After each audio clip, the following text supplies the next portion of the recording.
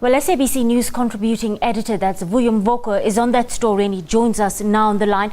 Good afternoon, Vuyo, and thank you for your time on the PM News Desk. Afternoon, Kesh. Some sterling work by SADC peacemaker Cyril Ramaphosa. The pledge is indeed signed and sealed. Does this mean that the field is open for electioneering now, Vuyo?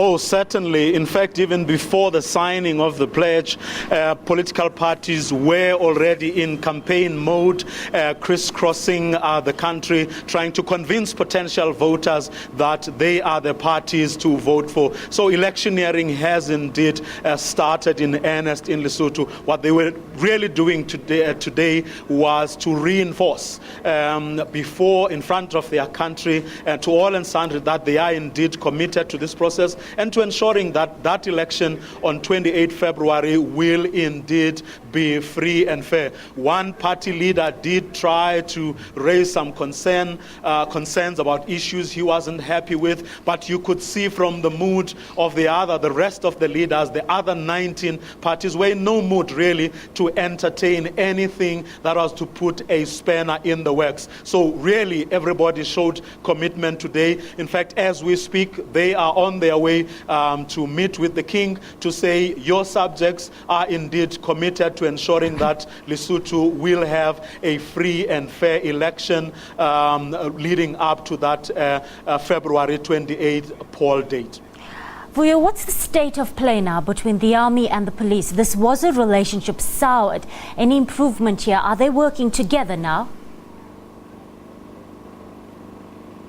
Well, the parties are prepared to work together, well, insofar as guaranteeing or ensuring that there will be a free and fair election atmosphere. But beyond that, perhaps a point to note, which was another significant milestone where we saw the police as well as the army, who, as we all know, are often at loggerheads, they are often at each other's throats. They too signed a memorandum of understanding committing themselves not only to a cessation of hostilities, but to ensuring that they work for the Basotho without favoring any leader or any political party. So they too made a public commitment today to ensuring that they will assist the Independent Electoral Commission, that they will assist the SADC facilitator as well as the SADC administration that is behind the facilitator, ensuring that elections will indeed be free and fair. So there too, we saw another milestone on the back, of course, of that security accord which they signed over a month ago. Vuyo, what are the expectations of the ordinary Basotho right now? What do they want to see happen after these elections? They have been praised by the Deputy President for their patriotic spirit and resilience.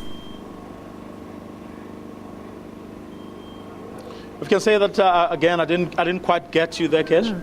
Vuyo, what are the expectations of the ordinary Basotho people? What do they want to see happen after these elections?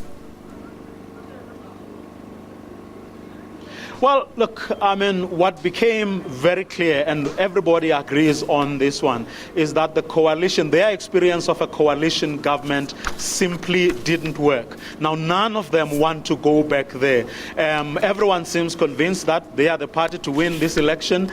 They'll get an outright majority, because in their view, the coalition politics went good for the political parties. They went good for the politics of this country. Coalition politics went good for the country. So they are really keen to ensure that there is an outright winner.